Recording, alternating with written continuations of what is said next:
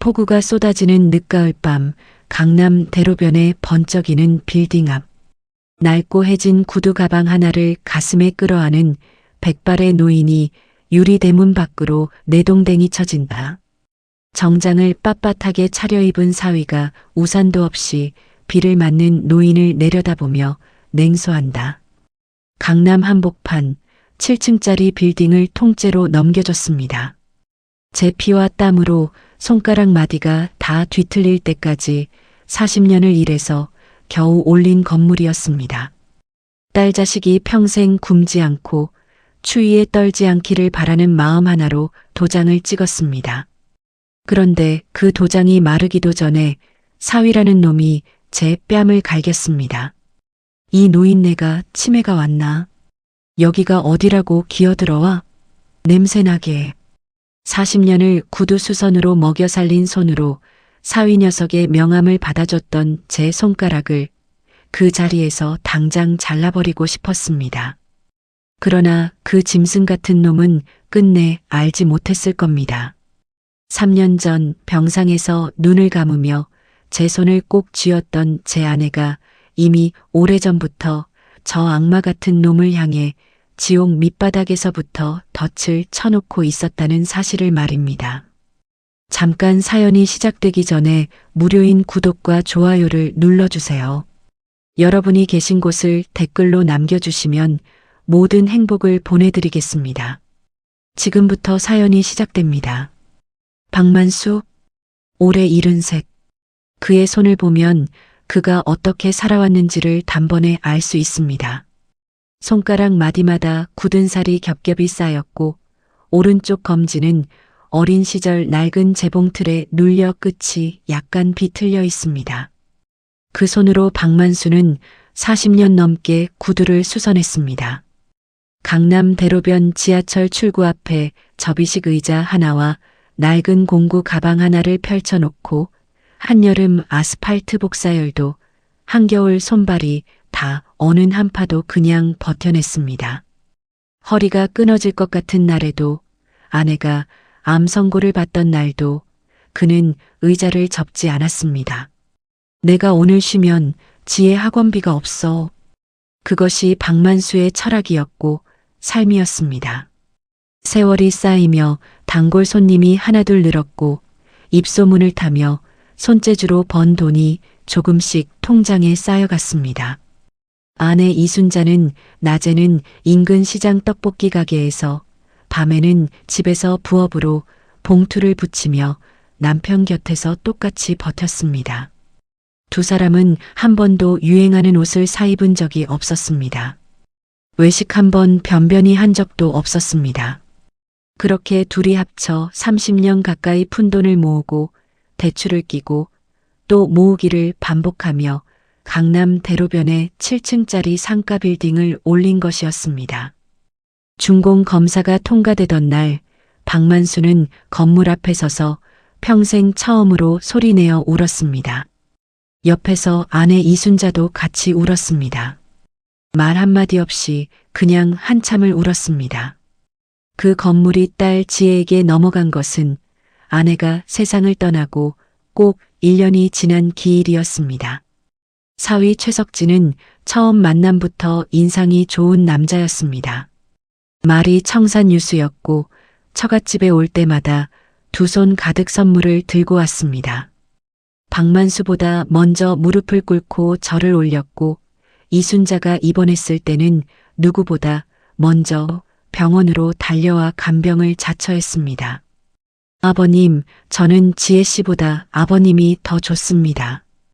두 분이 살아오신 이야기만 들으면 저도 모르게 눈물이 납니다. 최석진의 그 말에 박만수는 진심으로 감동했습니다. 사람 보는 눈이 있다고 자부했던 박만수였지만 그것이 40년을 갈고 닦은 사기꾼의 연기라는 사실은 꿈에도 몰랐습니다. 아내 기일날 아침 박만수는 떨리는 손으로 인감 도장을 꺼냈습니다. 지혜야, 이건 나랑 내 엄마가 평생 흘린 눈물이야. 손가락이 부러지도록 일해서 만든 거란다. 부디 행복하게만 살아다오.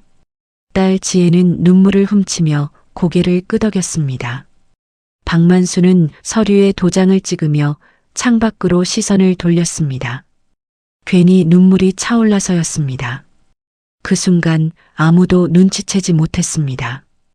도장 소리가 울리는 그 찰나 최석진의 입꼬리에 아주 천천히 그러나 분명하게 차갑고 묘한 미소가 번지고 있었다는 사실을 아내 이순자는 그 미소를 보았을까요? 어쩌면 이미 보고 있었을지도 모릅니다. 도장을 찍은 다음 날부터였습니다. 공기가 달라졌습니다. 집안의 온도가 달라졌다는 표현이 더 정확할지도 모르겠습니다. 눈에 보이는 것은 아무것도 변하지 않았습니다. 거실의 소파도 창가의 화분도 냉장고에 붙여놓은 딸 지혜의 어릴 적 사진도 그대로였습니다. 그러나 박만수는 느꼈습니다.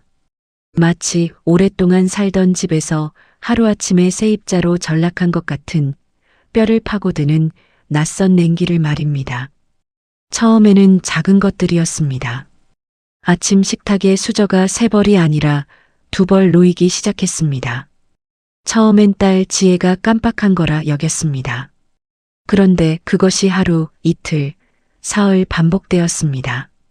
박만수는 조용히 부엌 서랍에서 수저를 꺼내 자리에 앉았습니다. 아무 말도 하지 않았습니다. 그럴 수 있다고 스스로를 달랬습니다. 그러나 최석진의 변화는 그것으로 끝이 아니었습니다. 어이, 박시영감. 거실에 흙 묻히지 말고 발 좀 똑바로 털고 다녀. 박만수는 귀를 의심했습니다. 지금 뭐라고 했습니까? 어이, 박시영감. 엊그제까지만 해도 아버님, 뭐 드시고 싶으신 거 있으세요? 하며 허리를 굽히던 그 입에서 나온 말이 맞습니까? 박만수는 천천히 고개를 들어 사위를 바라봤습니다. 최석진은 이미 소파에 몸을 파묻고 리모컨을 집어들며 채널을 돌리고 있었습니다. 아무렇지도 않다는 듯이, 마치 원래부터 그래왔다는 듯이 그날 밤 박만수는 잠을 이루지 못했습니다. 아내 이순자가 살아있었다면 뭐라고 했을까? 아마 아침에 사위 앞에 된장국 한 그릇을 내려놓으며 조용히 그러나 단호하게 한마디 했겠죠. 석진아, 아버지한테 말 조심해라. 그 말 한마디로 충분했을 겁니다. 그러나 이순자는 없었습니다. 박만수 곁에 남은 건 벽에 걸린 영정사진 속의 아내뿐이었습니다.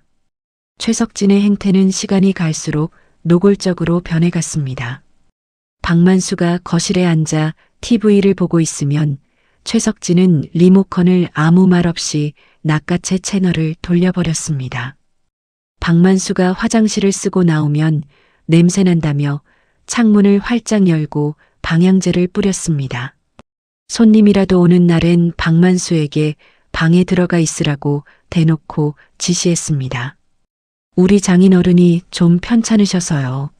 하며 손님들에게는 아무렇지도 않게 웃으며 설명하는 최석진의 뒷모습을 박만수는 방문 틈새로 바라보며 이를 악물었습니다. 딸 지혜는 아무 말도 하지 않았습니다. 그것이 최석진의 폭언보다 박만수에게는 더 깊은 상처였습니다. 남편이 아버지를 구석으로 밀어낼 때 지혜는 시선을 피했습니다. 식탁에서 아버지의 수저가 사라진 것을 보면서도 괜찮냐는 말 한마디가 없었습니다. 오히려 최석진의 눈치를 살피며 아버지에게 조용히 속삭일 뿐이었습니다. 아버지, 오늘은 그냥 방에서 드세요. 석진이 요즘 회사 일로 좀 예민해서요. 방에서 드세요. 박만수는 그 말을 평생 잊지 못할 것입니다. 어린 지혜가 배고프다고 칭얼댈 때마다 제 밥을 퍼서 아이 그릇에 담아줬던 아비가 이제 딸의 집 방구석에 앉아 혼자 밥을 먹고 있었습니다. 밥 한 숟갈을 뜰 때마다 목이 메었습니다. 억지로 삼키면서 창밖을 바라봤습니다. 밖에는 자신이 40년 동안 수선해온 사람들의 구두 소리가 여전히 바쁘게 오가고 있었습니다. 이 건물도 저 거리도 한때는 모두 내 꿈이었는데. 식탁에서 밀려난 박만수의 자리는 결국 방 안좁은 책상으로 굳어졌습니다. 최석진은 이제 아예 박만수가 거실에 나오는 것 자체를 불편해했습니다. 처음엔 눈빛으로, 다음엔 혀를 차는 소리로, 그 다음엔 노골적인 말로 박만수를 방 안으로 몰아넣었습니다. 영감, 손님 오시는데 좀 들어가 계시면 안 되겠어요? 거실이 좁아서. 그 말에 딸 지혜는 끝내 아무 말도 하지 않았습니다. 박만수는 스스로 방문을 닫았습니다. 평생 남 앞에서 굽실거려 본 적 없는 사람이었습니다. 구두를 수선하면서도 허리를 굽힐지언정 사람 앞에서 비굴하게 굴어본 적이 없었습니다. 그런 그가 지금 자기 돈으로 지은 건물 안에서 자기 딸의 눈치를 보며 방문을 닫고 있었습니다. 문이 닫히는 그 소리가 박만수에게는 관 뚜껑이 닫히는 소리처럼 들렸습니다. 영정 속 아내의 얼굴이 떠올랐습니다. 당신 알고 있었어? 이렇게 될 줄 알고 있었어? 대답은 없었습니다. 그러나 박만수는 묘하게도 느꼈습니다. 아내의 얼굴이 가슴 깊은 곳에서 아주 조용하고 단단하게 고개를 끄덕이는 것 같은 기분을. 조금만 더 버텨요, 여보. 조금만 더. 지하로 내려가는 계단은 12개였습니다. 박만수는 그 계단을 처음 내려가던 날을 평생 잊지 못할 것입니다. 한 손엔 낡은 이불 보따리, 다른 손엔 아내의 영정사진. 그것이 박만수가 챙길 수 있었던 전부였습니다. 등 뒤에서 최석진의 목소리가 계단을 타고 내려왔습니다. 거기 전기세는 관리비에서 빠질 거니까 아껴 써요. 영감 혼자 쓰기엔 충분하잖아. 박만수는 대답하지 않았습니다. 묵묵히 12계단을 다 내려갔습니다. 발밑에서 지하 특유의 차갑고 눅눅한 냉기가 발목을 감아 올랐습니다. 관리실 문을 열었을 때 코를 먼저 찌르는 건 곰팡이 냄새였습니다. 오랫동안 사람이 살지 않은 공간 특유의 축축하고 퀴퀴한 냄새. 벽 모서리에는 검은 곰팡이가 이미 손바닥만큼 피어 있었고 환기창은 있었지만 바깥 지면과 맞닿아 있어 빛은 거의 들어오지 않았습니다. 낮에도 전등을 켜야 했습니다. 형광등은 켜질 때마다 두세 번씩 깜빡였습니다. 방 안에는 전임 관리인이 두고 간 낡은 철제 침대 하나와 플라스틱 의자 하나, 그리고 녹이 쓴 작은 세면대가 전부였습니다. 박만수는 아내의 영정사진을 세면대 옆 선반 위에 올려놓았습니다. 여보, 여기야.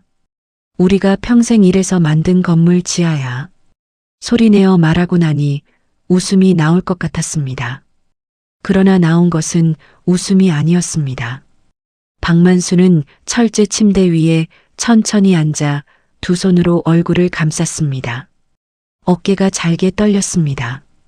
40년 동안 길거리에서 구두를 수선하며 한 번도 이 정도로 무너져 본 적이 없었는데 추위도 굶주림도 아내의 암 선고도 버텨냈던 사람이 지금 자기 건물 지하 곰팡이 핀 방에 앉아 소리 없이 울고 있었습니다. 그날 저녁 최석진이 계단 위에서 무언가를 던졌습니다. 툭 하는 소리와 함께 계단 아래로 굴러 떨어진 것은 컵라면 2개였습니다. 저녁은 알아서 해결해요. 부엌은 올라오지 말고. 발소리가 멀어졌습니다. 박만수는 계단 아래 바닥에 나뒹구는 컵라면을 한참 바라봤습니다. 이것이 지금 내 저녁 밥상입니다. 강남 한복판 7층 빌딩 주인의 저녁이. 몸을 굽혀 컵라면을 집어들었습니다. 손이 떨렸습니다. 분노 때문인지 서러움 때문인지 아니면 배가 고파서인지 박만수 자신도 알 수 없었습니다. 세면대에서 뜨거운 물을 받아 컵라면에 부었습니다. 3분을 기다리는 동안 박만수는 아무 생각도 하지 않으려 했습니다. 그러나 생각은 멈추지 않았습니다. 지혜가 중학교 다닐 때 라면이 먹고 싶다고 졸라서 끓여줬던 기억. 이순자가 라면만 먹이면 어떡해요 하며 잔소리하던 기억. 그때 셋이서 좁은 부엌 식탁에 둘러앉아 라면 한 냄비를 나눠 먹던 기억. 그 시절엔 가난했지만 따뜻했습니다. 지금은 건물이 있지만 지하에 혼자입니다. 라면이 다 불어터지도록 박만수는 젓가락을 들지 못했습니다. 최석진의 만행은 거기서 멈추지 않았습니다.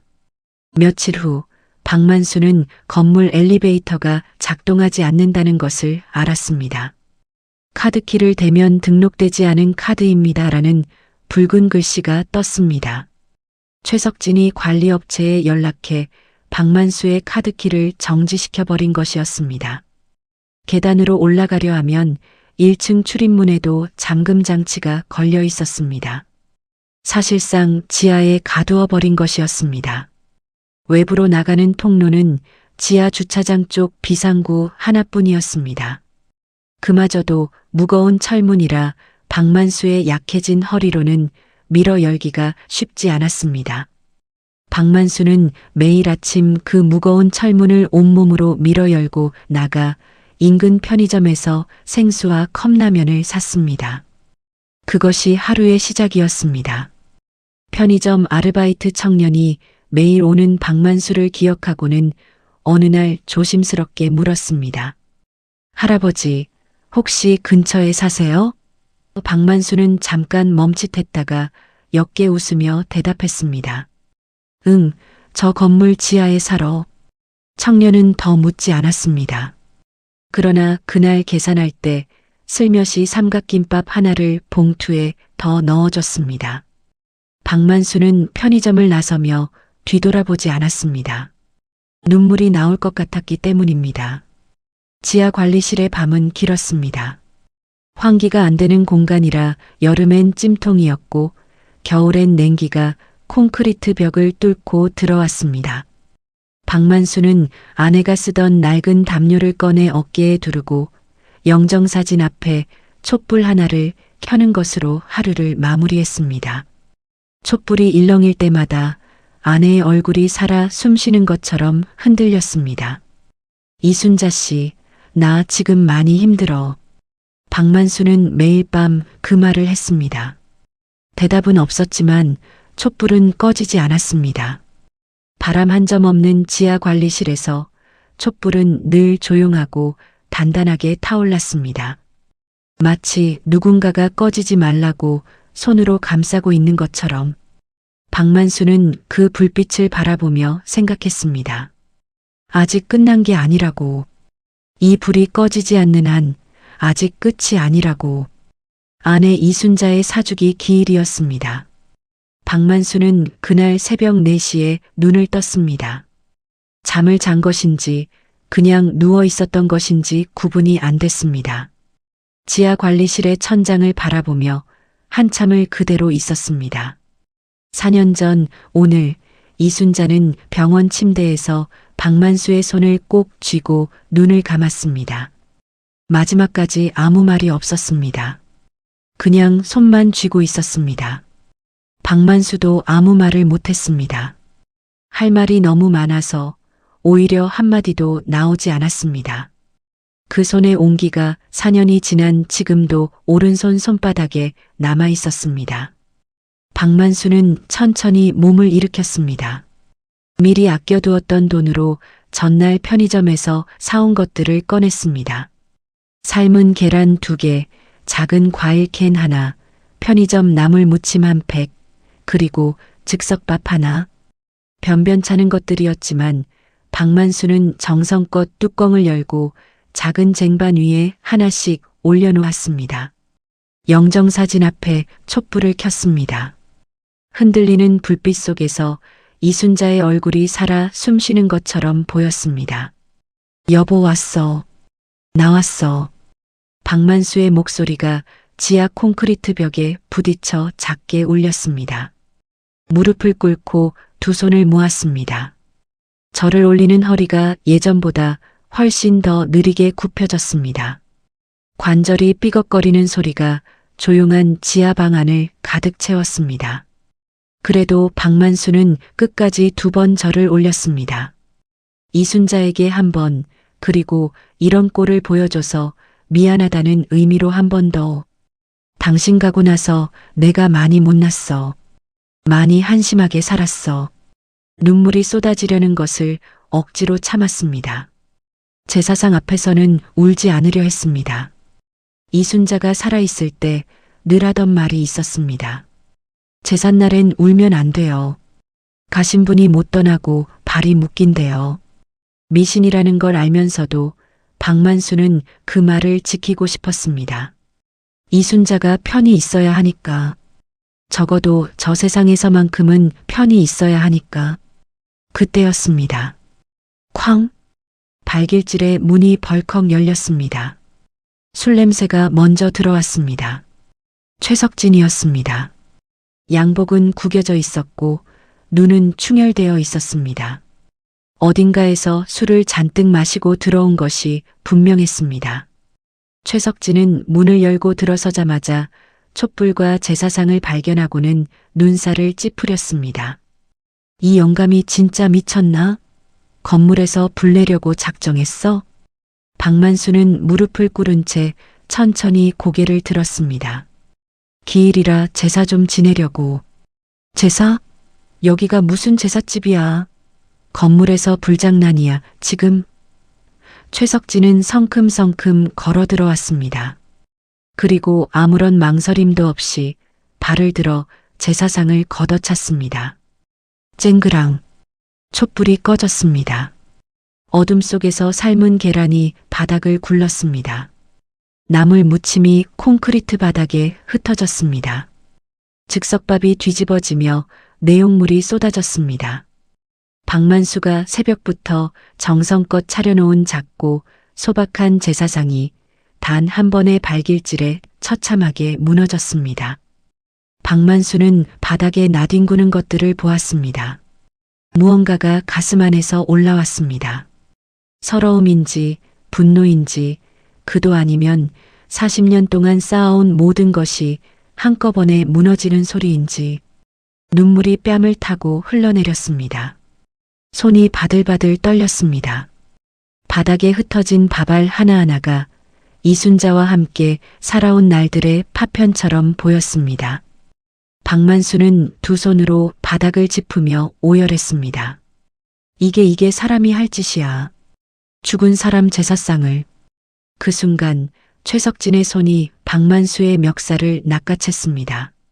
비틀거리는 노인의 몸이 허공에 들렸다가 벽에 내동댕이 쳐졌습니다.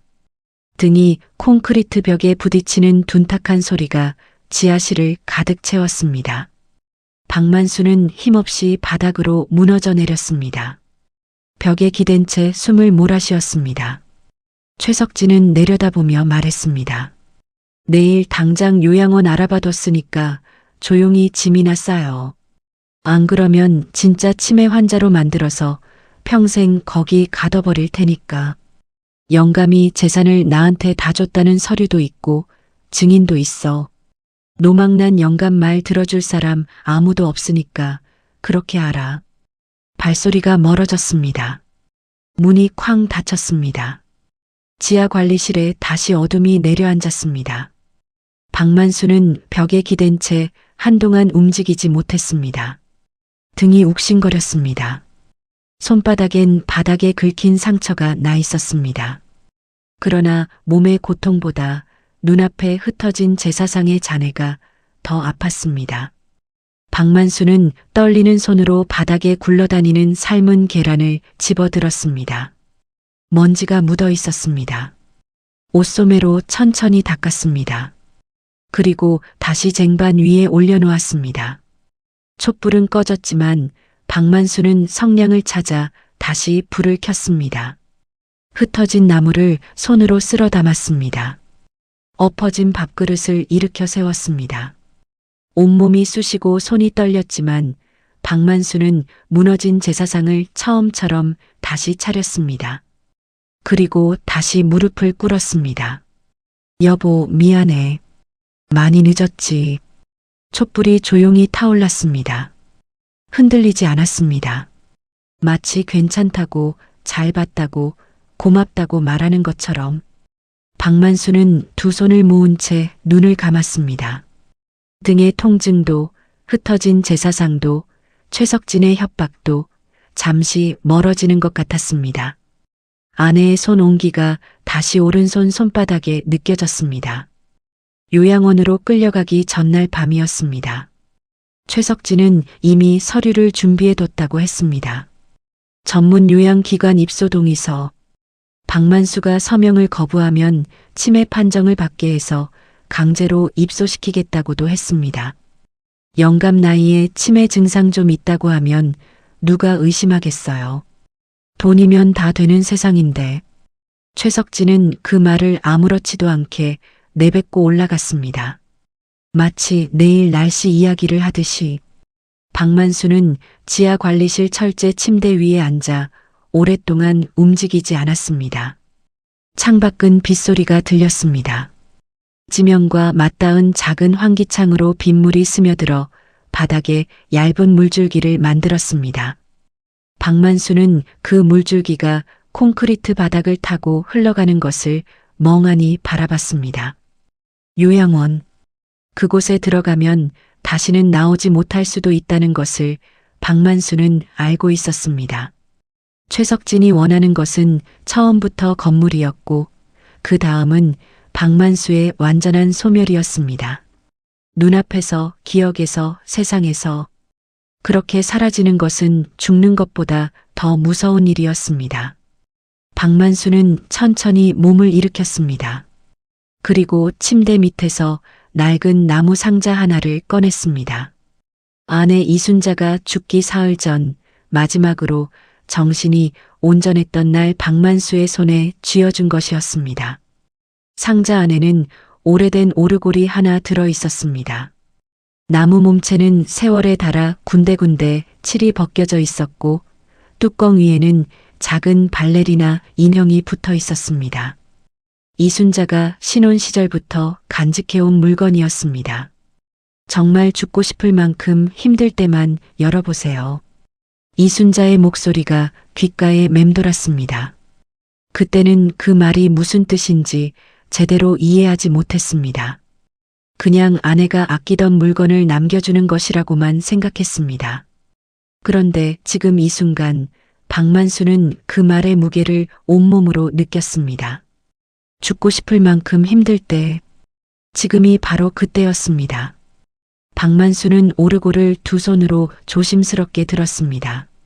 4년 동안 단 한 번도 열지 않았습니다. 이순자의 말을 지키고 싶었습니다. 정말 그럴 만큼 힘들 때까지는 열지 않겠다고 스스로 다짐했었습니다. 그런데 차마 그 다짐을 지키지 못할 순간들이 한두 번이 아니었습니다. 이순자가 떠나고 처음 맞는 생일날 밤에도, 지혜의 냉정한 눈빛을 처음 마주했던 날 밤에도, 지하 관리실로 짐을 옮기던 날 밤에도, 그때마다 박만수는 오르골을 꺼내 들었다가 다시 상자 안에 넣었습니다. 아직은 아니라고. 아직 이 정도는 버틸 수 있다고. 그러나 오늘 밤은 달랐습니다. 박만수는 태엽을 감았습니다. 오래된 태엽이 뻑뻑하게 돌아가며 삐걱거렸습니다. 뚜껑을 열자 발레리나 인형이 천천히 돌기 시작하며 멜로디가 흘러나왔습니다. 이순자가 좋아하던 곡이었습니다. 오래되고 낡은 음색이었지만 지하 관리실의 콘크리트 벽에 부딪혀 울리는 그 소리는 이상하게도 따뜻했습니다. 박만수는 눈을 감았습니다. 신혼 시절 이순자가 이 오르골을 틀어놓고 부엌에서 콧노래를 흥얼거리던 모습이 떠올랐습니다.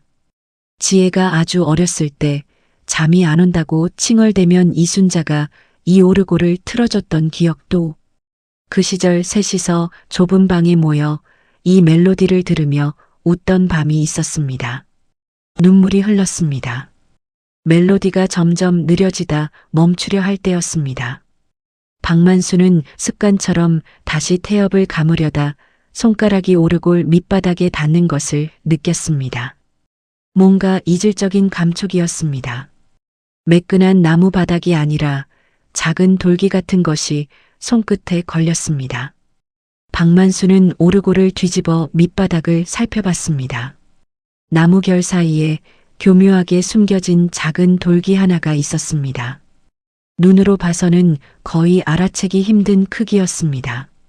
박만수는 그 돌기를 엄지손가락으로 강하게 눌렀습니다. 딸깍! 심장이 멎는 것 같았습니다. 오르골 밑바닥의 나무판이 미세하게 분리되며 손톱 2개 너비의 틈이 생겼습니다. 박만수는 손톱으로 그 틈을 조심스럽게 벌렸습니다. 비밀 공간이었습니다.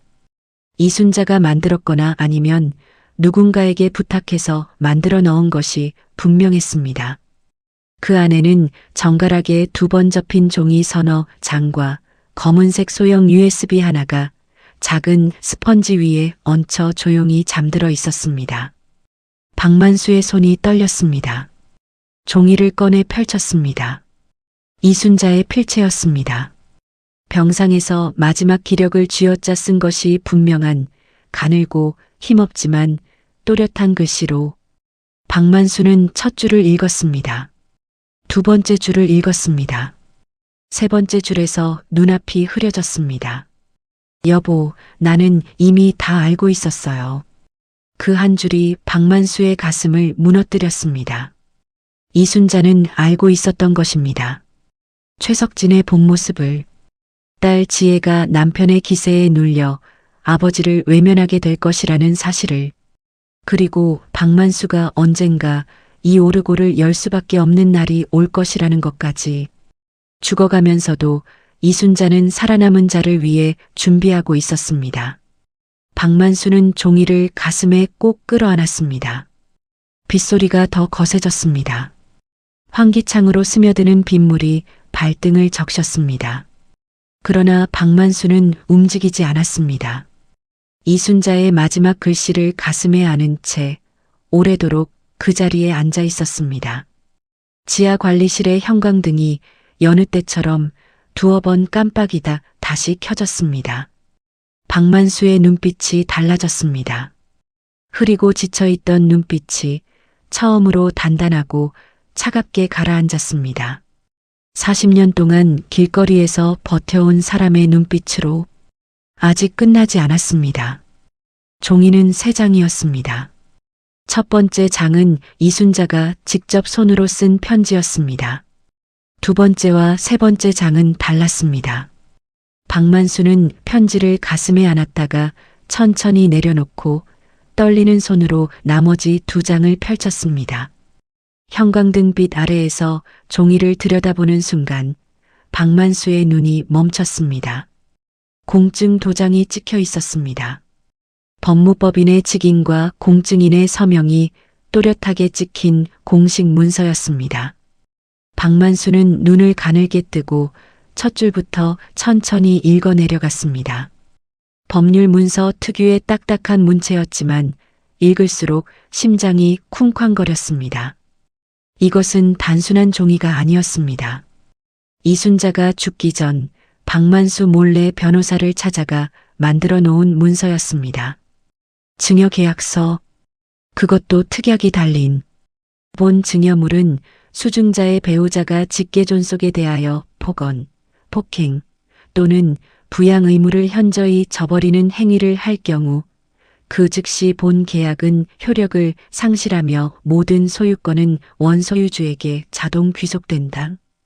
단, 이 조항의 발동은 공증된 증거 자료의 제출을 조건으로 한다. 박만수는 같은 문장을 3번 읽었습니다. 머릿속이 하얘졌습니다. 이것이 무슨 뜻인지를 이해하는 데는 그리 오랜 시간이 걸리지 않았습니다. 딸 지혜에게 건물을 넘기는 그 증여계약서 안에 이순자가 미리 특약 조항을 심어 놓은 것이었습니다. 사위 최석진이 장인에게 폭언이나 폭행을 가하거나 부양 의무를 저버리는 순간 증여 자체가 무효가 되도록 건물의 소유권이 다시 박만수에게로 돌아오도록 이순자는 알고 있었습니다. 결혼 전부터 알고 있었던 것입니다. 최석진의 반짝이는 말솜씨 뒤에 숨은 차가운 눈빛을 처갓집에 올 때마다 지나치게 완벽한 그 효자 연기의 균열을, 병상에 누워서도 이순자는 남편과 딸을 걱정했고 그 걱정을 눈물로 사귀는 대신 행동으로 바꿔놓았습니다. 손이 떨려 펜을 제대로 쥐기도 힘든 몸으로 변호사를 찾아가 이 문서를 만들었습니다. 아무에게도 말하지 않고 심지어 박만수에게도. 박만수는 문서를 내려놓고 USB를 집어들었습니다. 손바닥 안에 쏙 들어오는 작고 검은 USB였습니다. 박만수는 지하 관리실 한쪽 구석에 먼지를 뒤집어 쓴 채 방치되어 있던 낡은 노트북을 떠올렸습니다. 전임 관리인이 두고 간 것이었습니다. 전원 버튼을 눌렀습니다. 오래된 노트북이 천천히 두세 번 깜빡이다 겨우 켜졌습니다. 박만수는 USB를 꽂았습니다. 파일이 열렸습니다. 영상 파일 4개, 녹취 파일 7개, 문서 파일 3개. 박만수는 첫 번째 영상 파일을 클릭했습니다. 화면이 어두웠습니다. 어딘가에 카페인 듯한 배경이었습니다. 잠시 후 목소리가 들렸습니다. 최석진의 목소리였습니다. 그리고 여자 목소리. 박만수가 한 번도 들어본 적 없는 목소리였습니다. 형부, 그 건물명에 넘어오면 진짜 바로 움직이는 거야? 당연하지.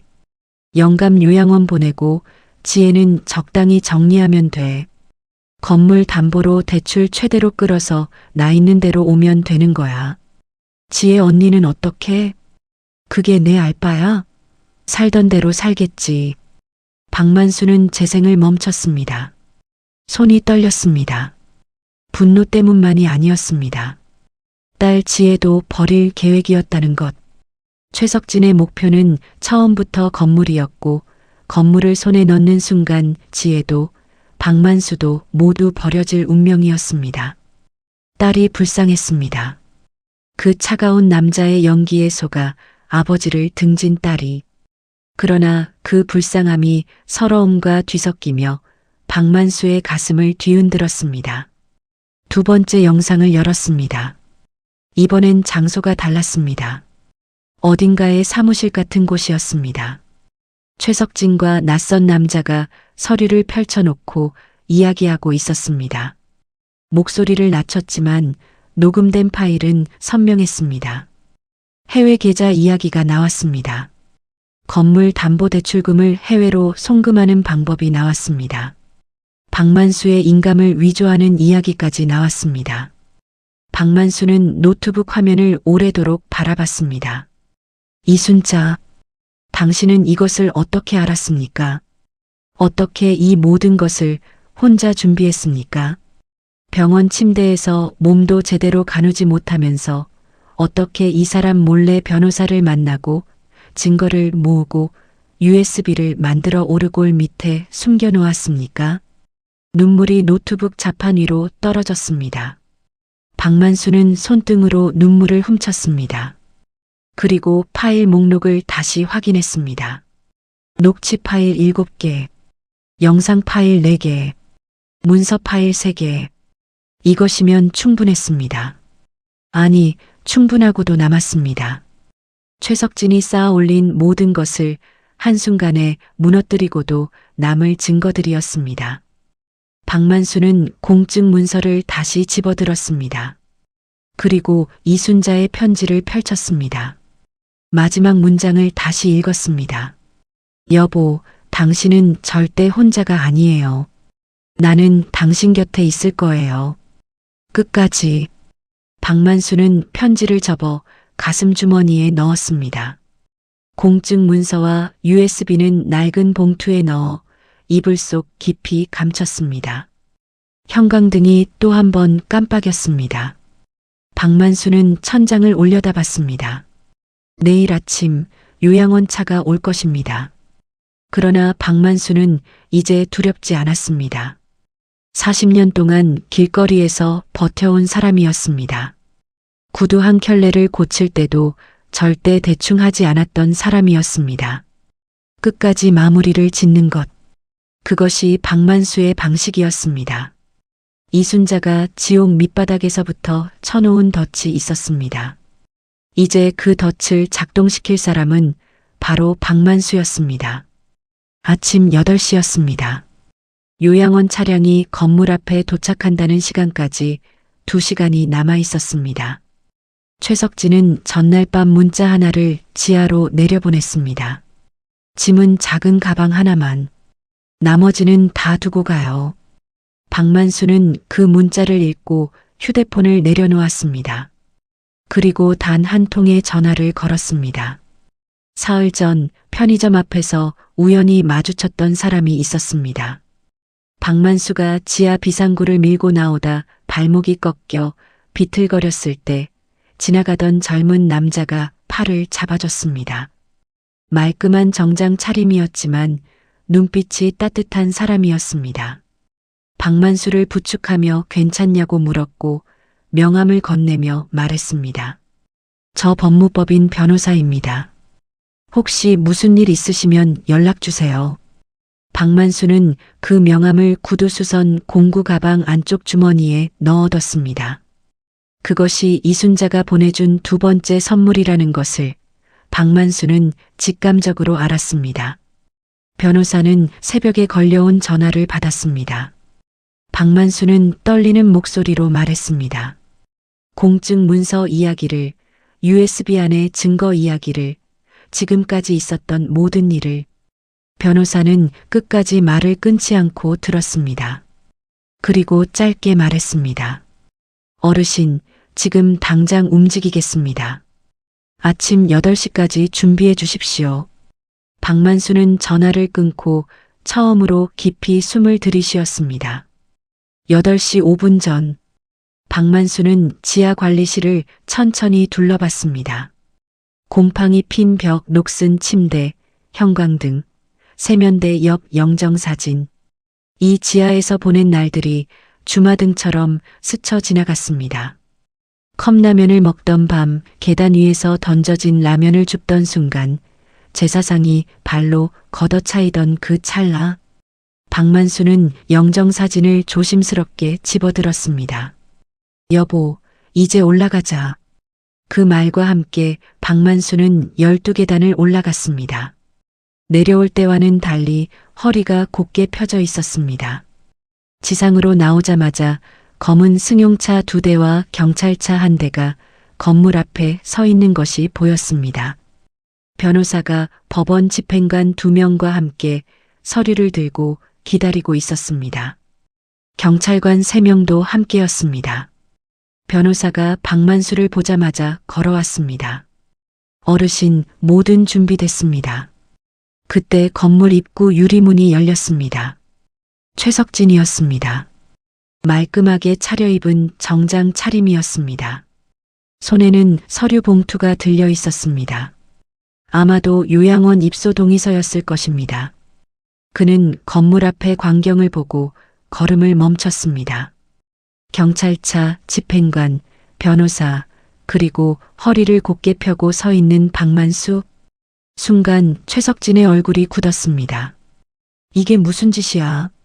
여긴 내 마누라 건물이라고. 당신들 뭔데 여기 와? 변호사가 앞으로 나섰습니다. 최석진 씨, 저는 박만수 어르신의 법률 대리인입니다.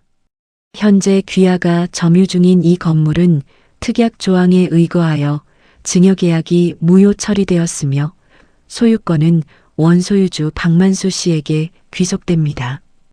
또한 귀하의 상습 폭행 및 사기 미수에 관한 고소장이 이미 접수된 상태입니다. 변호사가 서류를 내밀었습니다. 최석진의 손이 떨렸습니다. 얼굴이 창백해졌습니다. 무슨 소리야? 그런 특약이 어딨어? 말도 안 돼. 공증된 문서입니다. 3년 전 작성되었습니다. 최석진이 박만수를 향해 돌아섰습니다. 눈빛이 흔들렸습니다. 그러나 그 안에는 아직 협박의 기색이 남아 있었습니다. 영감, 지금 무슨 짓을 하는 건지 알아? 내가 가만 안 둬. 지혜한테 다 말할 거야. 영감이 먼저 시비 건 거라고. 치매 걸린 노인이 행패 부린다고. 그때 박만수가 천천히 앞으로 걸어 나왔습니다. 지하에서 수개월을 보낸 노인이었습니다. 허리도 굽고 얼굴엔 주름이 가득했습니다. 그러나 그 걸음걸이에는 40년 동안 길거리에서 버텨온 사람의 무게가 실려 있었습니다. 박만수는 최석진의 바로 앞에 섰습니다. 코앞까지 다가갔습니다. 최석진이 저도 모르게 반 발짝 물러섰습니다. 박만수는 말했습니다. 아무 감정도 없는 목소리로 차갑고 단단하게. 이 짐승만도 못한 놈아. 그리고 평생 구두를 만져 단단해진 오른손 손바닥을 들었습니다. 최석진이 눈을 감는 순간 박만수의 손이 그 뺨을 정확하게 그리고 세게 후려쳤습니다. 파열음이 강남 대로변에 울려 퍼졌습니다. 최석진이 비틀거렸습니다. 이건 내 아내가 너에게 보내는 마지막 작별 인사다. 최석진은 뺨을 감싸 쥔 채 아무 말도 하지 못했습니다. 눈빛에서 오만함이 사라졌습니다. 그 자리에 남은 것은 공포뿐이었습니다. 박만수는 돌아서서 변호사에게 봉투를 건넸습니다. USB와 공증 문서가 든 봉투였습니다. 변호사가 경찰에게 넘겼습니다. 경찰이 최석진에게 다가갔습니다. 최석진 씨, 상습 폭행 및 사기 미수 혐의로 임해 동행 요청합니다. 최석진은 두 손이 묶이면서도 계속 소리쳤습니다. 말도 안 돼. 이거 다 뒤집어. 내가 변호사 선임하면 다 끝나는 거야. 그 목소리가 점점 멀어졌습니다. 경찰차 문이 닫혔습니다. 강남 대로변에 잠깐의 정적이 흘렀습니다. 박만수는 건물을 올려다봤습니다. 7층. 평생을 바쳐 올린 건물이었습니다. 이순자와 함께 울었던 건물이었습니다. 박만수는 아내의 영정사진을 꺼내 건물 앞에서 들었습니다. 아무도 없는 것처럼 오직 이순자에게만 보여주듯이 여보 봐. 우리 건물이야. 다시 우리 건물이야. 눈물은 흘리지 않았습니다. 이순자가 했던 말이 떠올랐기 때문입니다. 제삿날엔 울면 안 돼요. 가신 분이 발이 묶인대요. 오늘은 기일이 아니었지만 박만수는 그냥 참기로 했습니다. 이순자가 편히 떠나갈 수 있도록. 그 대신 조용히 아주 오래 웃었습니다. 경찰차가 사라진 자리에 한동안 아무도 말이 없었습니다. 강남 대로변의 아침은 여전히 바빴습니다. 출근길 사람들이 바쁘게 오갔고 버스가 지나갔고 어딘가에서 커피 향이 흘러왔습니다. 세상은 아무 일도 없었다는 듯이 돌아가고 있었습니다. 그러나 박만수에게는 지금 이 순간이 70년 인생에서 가장 길고 긴 싸움이 끝나는 순간이었습니다. 변호사가 조용히 옆에 섰습니다. 어르신, 이제 건물은 완전히 되찾으셨습니다. 최석진은 상습 폭행의 사기 미수, 재산 편취 시도까지 혐의가 충분합니다. 집행유예도 어렵습니다. 박만수는 고개를 끄덕였습니다. 그러나 아무 말도 하지 않았습니다. 그저 건물을 올려다볼 뿐이었습니다. 7층. 유리창마다 아침 햇살이 반사되어 눈부시게 빛나고 있었습니다. 저 빛을 보려고 얼마나 오래 어둠 속에 있었던가. 그때 뒤에서 발소리가 들렸습니다. 딸 지혜였습니다. 최석진이 경찰차에 실려가는 것을 위층 창문으로 보았는지 얼굴이 하얗게 질려 있었습니다. 맨발에 슬리퍼를 끌며 뛰어나온 듯 머리도 흐트러져 있었습니다. 지혜는 박만수를 보자마자 그 자리에 멈췄습니다. 두 사람의 눈이 마주쳤습니다. 아버지와 딸. 그러나 그 눈빛 사이에는 지난 시간이 쌓아놓은 벽이 있었습니다. 아버지. 지혜의 목소리가 떨렸습니다. 그 한마디에 수개월치의 죄책감과 두려움이 다 담겨 있었습니다. 지혜는 천천히 무릎을 꿇었습니다. 강남 대로변 한복판에서 출근길 사람들이 오가는 그 한가운데서 딸이 아버지 앞에 무릎을 꿇었습니다. 아버지, 저 잘못했어요. 알면서도 못 본 척했어요. 아버지가 지하에서 우실 때 저도 알았어요. 알면서도 아버지, 미안해요. 박만수는 한동안 딸을 내려다봤습니다. 가슴 안에서 무언가가 치밀어 올랐습니다. 용서하고 싶은 마음과 그래도 너무 아팠다는 마음이 뒤섞였습니다. 박만수는 천천히 입을 열었습니다. 지혜야. 지혜가 고개를 들었습니다. 눈물이 뺨을 타고 흘러내리고 있었습니다. 박만수는 그 얼굴을 보며 어린 시절의 지혜를 떠올렸습니다. 배고프다고 칭얼대던 아이, 아빠 손잡고 학교 가던 아이, 이순자 닮은 눈을 가진 아이. 내 엄마는 너를 끝까지 믿고 싶어 했다. 지혜가 오열했습니다. 하지만 나는 내 방관이 그 어떤 것보다 더 아팠어. 때린 것보다, 지하로 쫓아낸 것보다 내가 눈을 돌렸을 때가 제일 아팠다. 박만수의 목소리는 흔들리지 않았습니다. 울지 않았습니다. 일어나라. 길바닥에서 이러지 말고. 지혜가 일어섰습니다. 박만수는 딸의 얼굴을 한번 바라보다 시선을 거뒀습니다.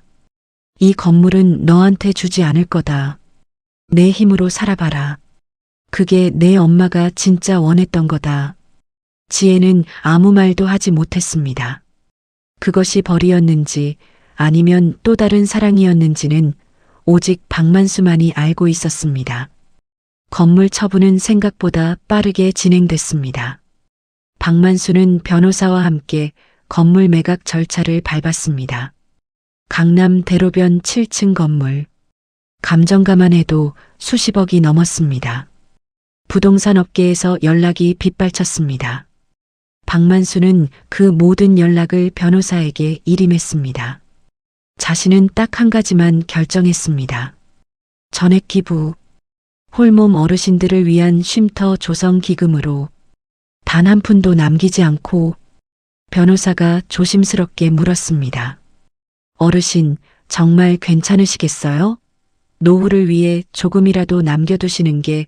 박만수는 손을 저었습니다. 나는 구두수선으로 먹고 살 수 있어요. 평생 그렇게 살았으니까. 이 돈은 처음부터 내 돈이 아니었어요. 이순자랑 내가 흘린 눈물이었지.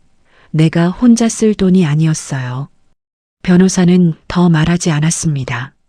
서류에 도장을 찍는 박만수의 손은 흔들리지 않았습니다.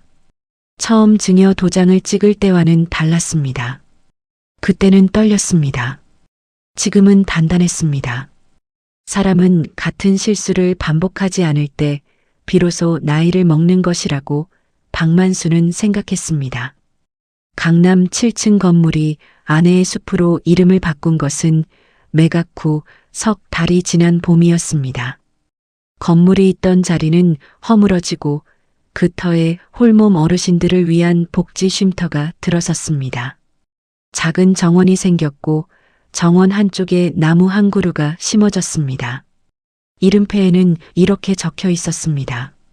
이순자의 나무.